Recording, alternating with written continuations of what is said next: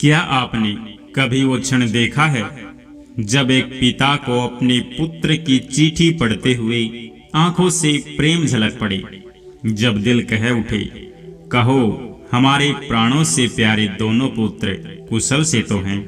जय श्री राम। मेरे प्यारे भक्तों, आइए शुरू करते हैं रामचरितमानस बालकांड के 290वें दोहे के हिंदी अनुवाद से। हमारे प्राणों से प्यारे दोनों भाई कहिए सकुशल तो हैं, और वे किस देश में हैं। सने से सने ये वचन सुनकर राजा ने फिर से चिट्ठी पढ़ी। चिट्ठी सुनकर दोनों भाई पुलकित हो गए। स्नेह इतना अधिक हो गया कि वह शरीर में समाता नहीं। भरत जी का पवित्र प्रेम देखकर सारी सभा ने विशेष सुख पाया।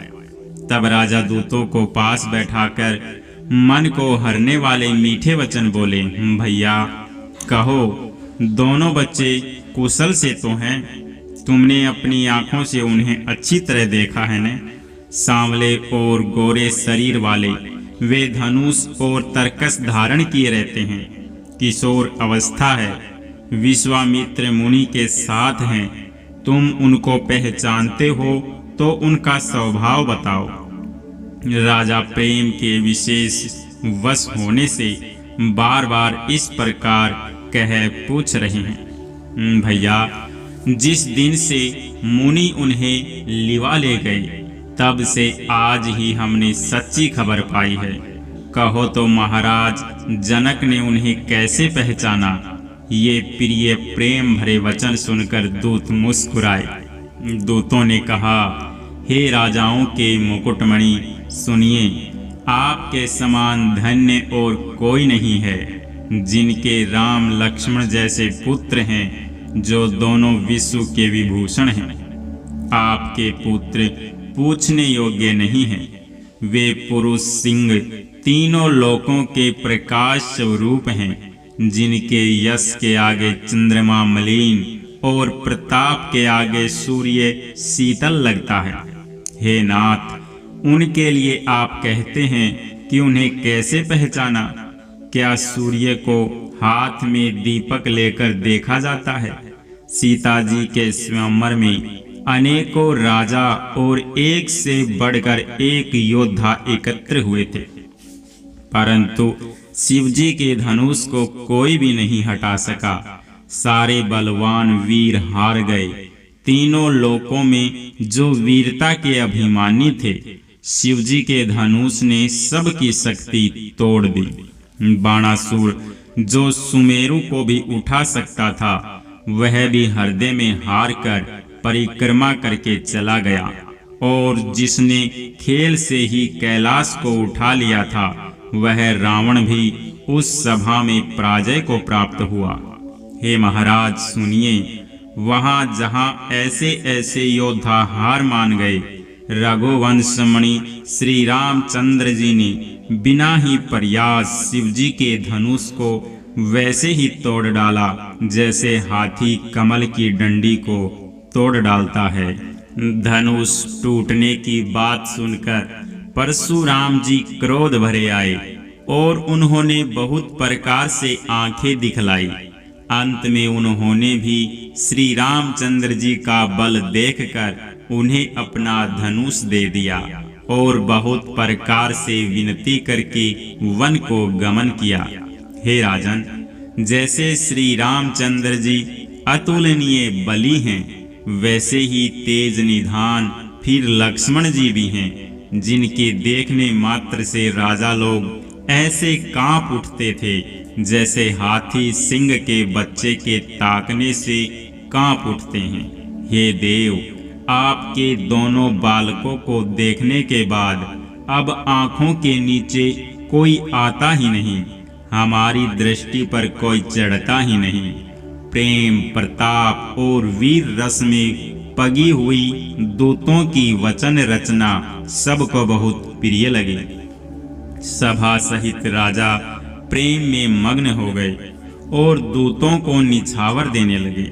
उन्हें निछावर देते देखकर यह नीति विरुद्ध है ऐसा कहकर दूत अपने हाथों से कान मूंदने लगे।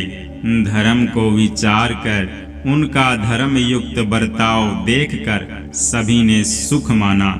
तब राजा ने उठकर वशिष्ठ जी के पास जाकर उन्हें पत्रिका दी और आदर पूर्वक दूतों को बुलाकर सारी कथा गुरुजी को सुना दी। सब समाचार सुनकर और अत्यंत सुख पाकर गुरु बोले, पुण्यात्मा, पुरुष के लिए पृथ्वी सुखों से छाई हुई है। जैसे नदियां समुद्र में जाती हैं, यद्यपि समुद्र को नदी की कामना नहीं होती, वैसे ही सुख और संपत्ति बिना ही बुलाए स्वाभाविक ही धर्मात्मा पुरुष के पास जाती है। तुम जैसे गुरु, ब्राह्मण, गाय और देवता की सेवा करने वाले हो, वैसी ही पवित्र कौशल्या देवी भी है। तुम्हारे समान पुण्यात्मा जगत में न कोई हुआ, न है और न होने का ही है। हे राजन, तुमसे अधिक पुण्य और किसका होगा, जिसके राम सरीखे पुत्र हैं और जिसके चारों बालक वीर, विनम्र, धर्म का व्रत धारण करने वाले और गुणों के सुंदर समुद्र हैं। तुम्हारे लिए सभी कालों में कल्याण है। अतएव डंका बजवाकर बारात सजाओ और जल्दी चलो। गुरुजी के ऐसे वचन सुनकर हे नाथ बहुत अच्छा कहकर और सिर नवाकर तथा दूतों को डेरा दिलवाकर राजा महल में गए।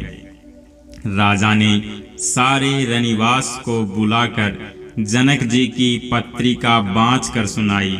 समाचार सुनकर सब रानियां हर्ष से भर गई।